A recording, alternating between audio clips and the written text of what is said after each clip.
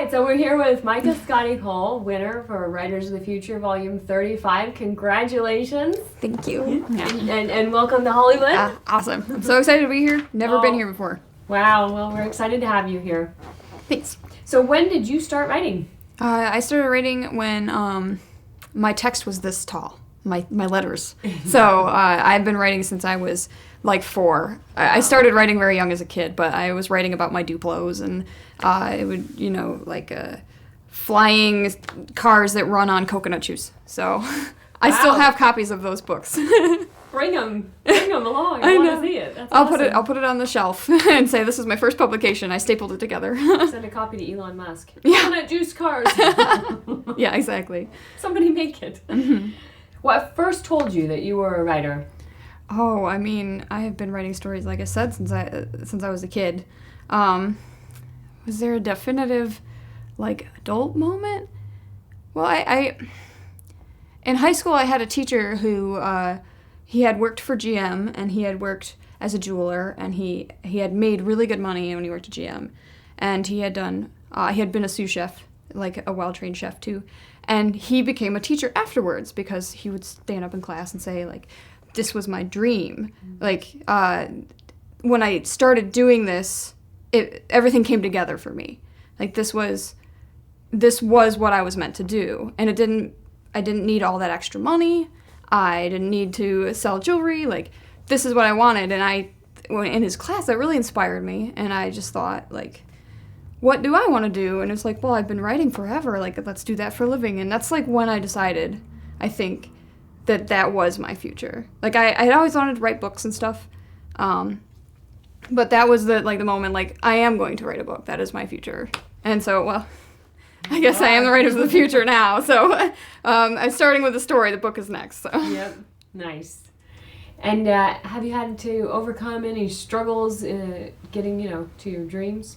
Oh, man. Probably. I think everything is a learning experience. Mm-hmm. So I think you get a story from every struggle. But, I got married when I was 19 years old to my high school sweetheart of 3 years. And it did not work out. But I moved to another state. And I was alone all day. He basically took care of me. I didn't have to work. And all I had to do was write all day. And I couldn't, actually, because I didn't feel like I was putting enough into my own life. I felt like someone was responsible for me and taking care of me. And then after that, it was just a whole slew of stories. I actually got a divorce at 20. So I got married 19 and divorced at 20. And then I moved to Arkansas, and I ended up in a really, really bad roommate situation. And then I lived in a house with people who didn't speak my language without running water or electricity for 2 weeks. Wow. I had to say, puedo usar tu baño every time I needed to use the shower. I had to cross the street.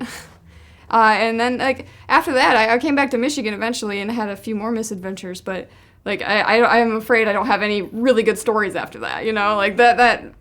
But it was coming down. I had the perfect setup that everyone asked for is just want to write. And it wasn't working because I wasn't happy. Yeah. So I focused on my happiness after that, and it took a long time, but I'm there now.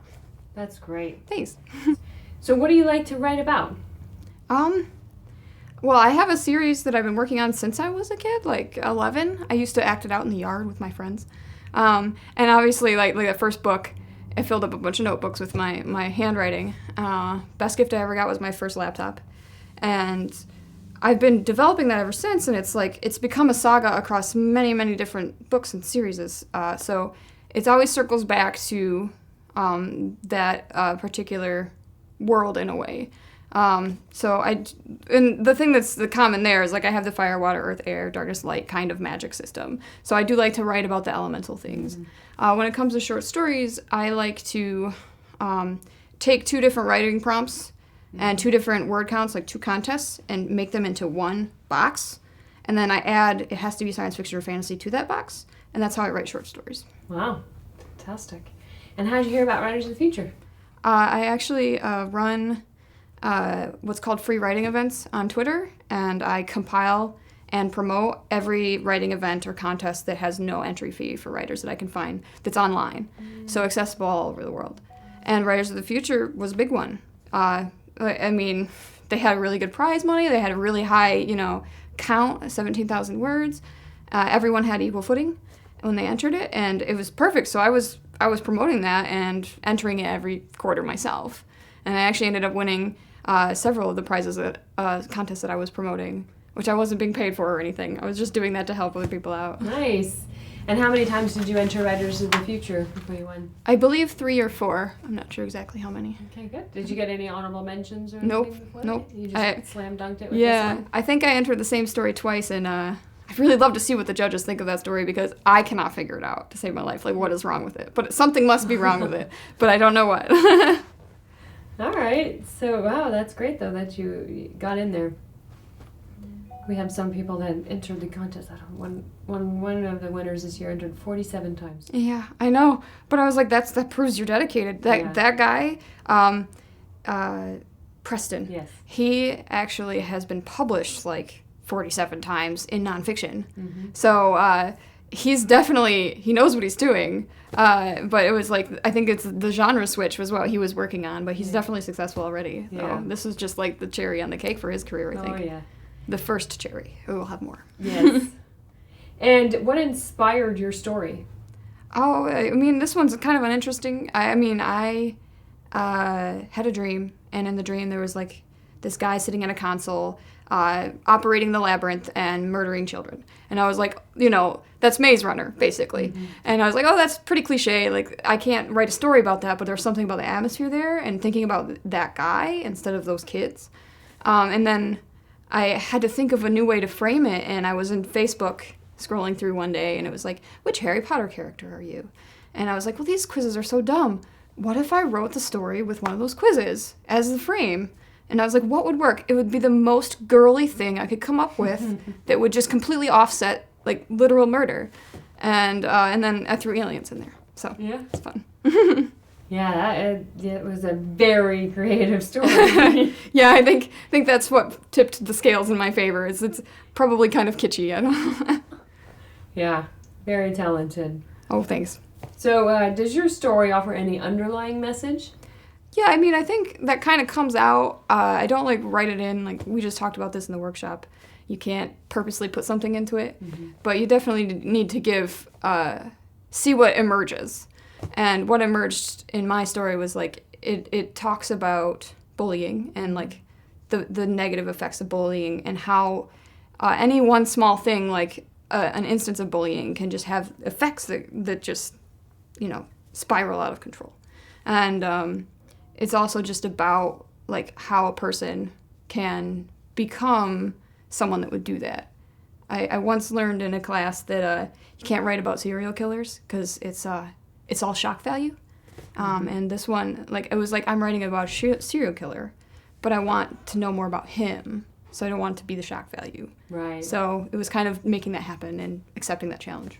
Yeah, fantastic. And so tell me about the Writers of the Future book. What would a reader expect to find in the book, and why would you recommend it? Oh, I mean, if you like Star Wars, or Lord of the Rings, you haven't even scratched the surface of what fantasy and science fiction is.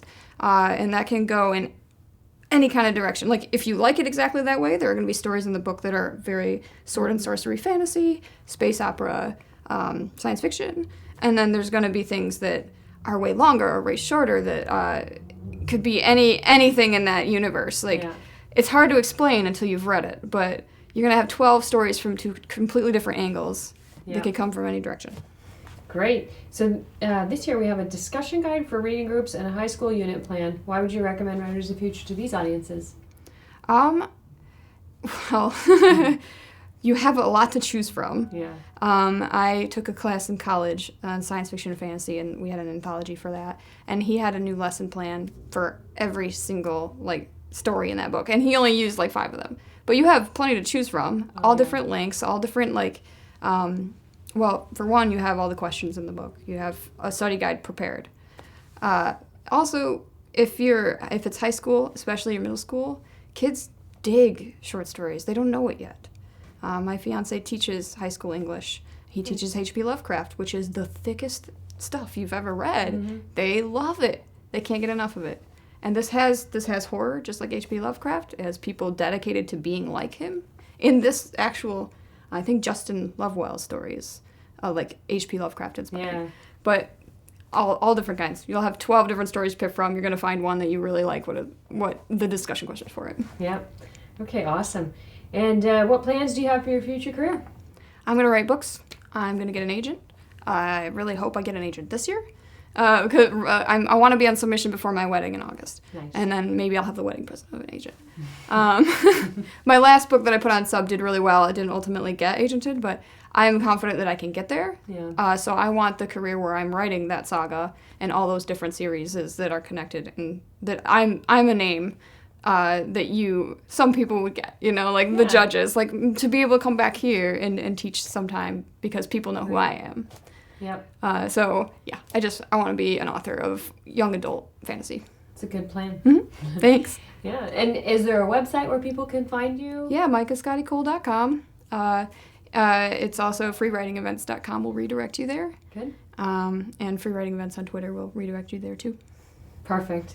Okay, well, again, congratulations on your win. I hope you have a great week with the judges, and we look forward to seeing a lot more from you. Thank you. Yeah, It's been very fun.